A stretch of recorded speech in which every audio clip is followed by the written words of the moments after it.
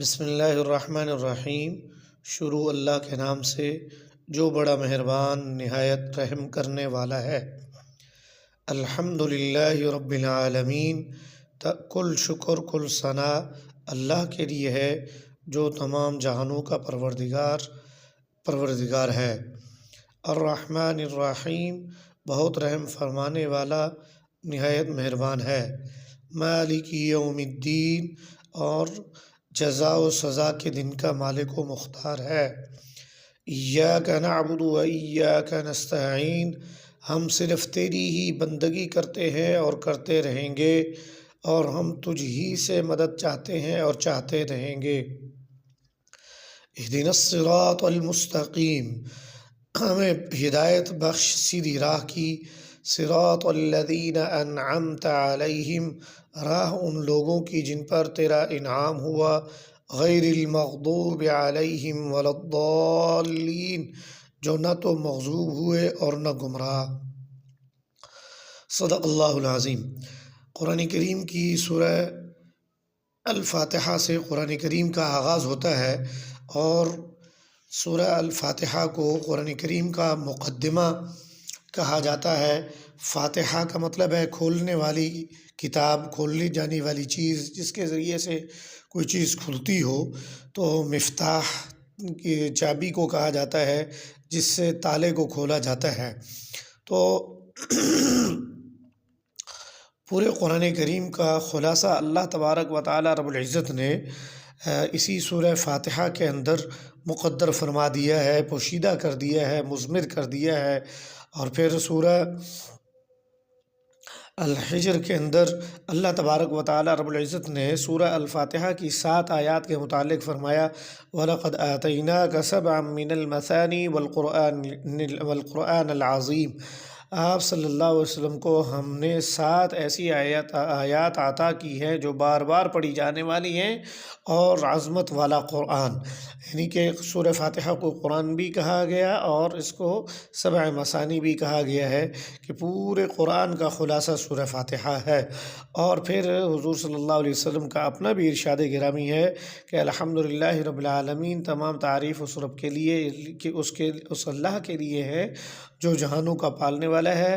یہ 7 المثانی والقرآن العظیم الذی اوتیتہ، کہ یہ 7 جو آیات ہیں اور قرآن عظیم جو ہے یہ مجھے عطا کیا گیا ہے۔ سورہ فاتحہ کے اندر 7 آیات ہیں، اور یہ 7 آیات 3 حصوں میں منقسم ہیں۔ پہلا حصہ جو الحمدللہ رب العالمین الرحمن الرحیم مالک یوم الدین، ان 3 آیات پر مشتمل ہے۔ اس میں رب تعالیٰ کی تعریف، توصیف، ثنا، حمد کو بیان کیا جا رہا ہے، اور پھر اللہ تعالیٰ کی لازمی صفت رحمان اور رحیم کو بیان کیا گیا ہے، اور پھر ساتھ ہی مالک یوم الدین، کہ قیامت کے روز کا حقیقی جو مالک ہے، حساب اور کتاب کے، جزا اور سزا کے دن کا جو حقیقی مالک ہے وہ رب تعالیٰ کی ذات ہے، اس کا اقرار اور اس کی ذکر کیا گیا ہے۔ اگلی جو چوتھی آیت ہے وہ ہے کہ ایاک نعبد و ایاک نستعین، کہ انسان یہ اقرار کرتا ہے کہ اے اللہ، ایاک نعبد، ہم تیری ہی عبادت کرتے ہیں۔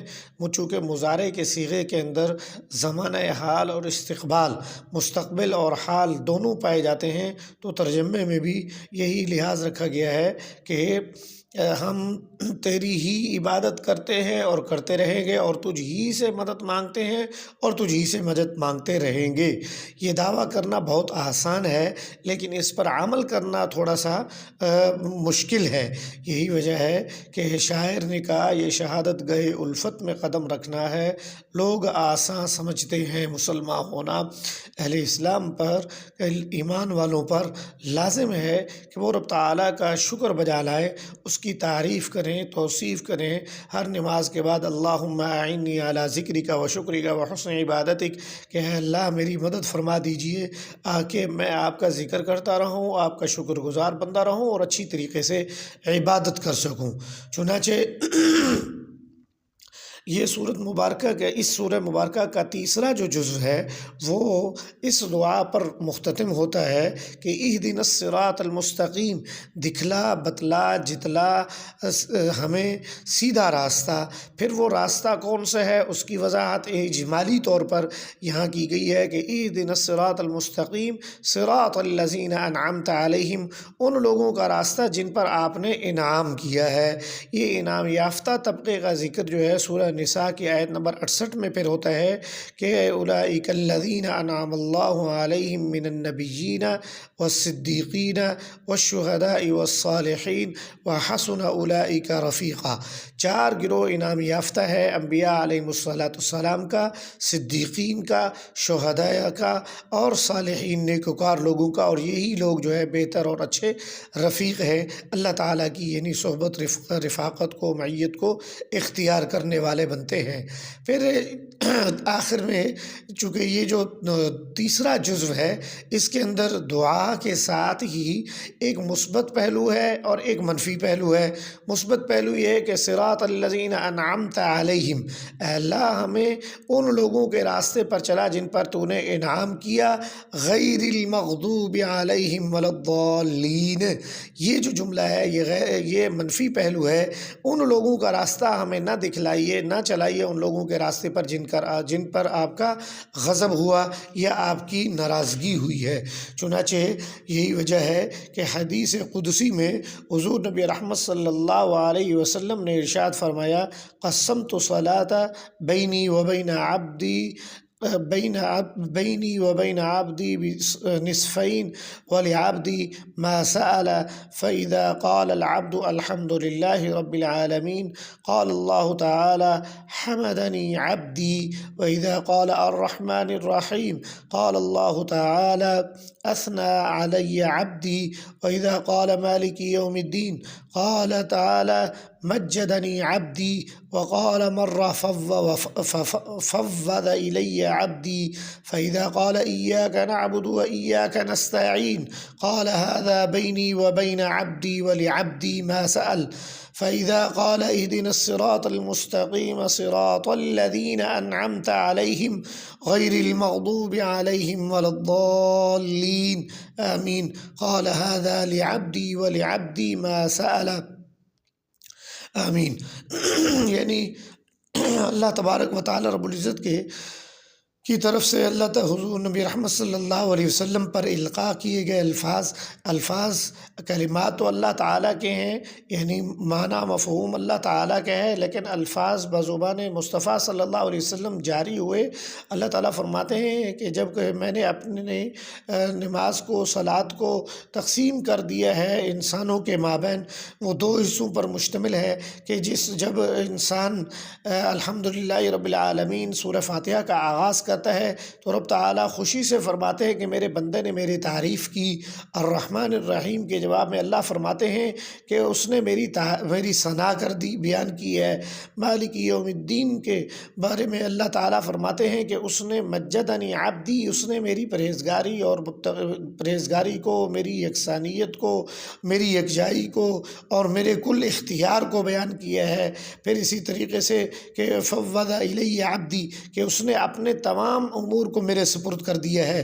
اور چوتھی جو آیت کریمہ سورہ فاتحہ کی ہے اس کے بارے میں اللہ فرماتے ہیں کہ ایاک نعبد و ایاک نستعین کے جواب میں اللہ فرماتے ہیں یہ بات میرے اور میرے بندے کے مابین جو ہے نا ایک معاہدہ ہے، ایک جو ہے نا وعدہ ہے، اور ایک اپنا ہینڈ شیک جسے کہتے ہیں کہ یہ وہ تعلق ہے جس کا عزم مصمم اور ارادہ کیا جا رہا ہے کہ اللہ ہم تیری ہی عبادت کریں گے اور تجھ ہی سے مدد مانگیں گے۔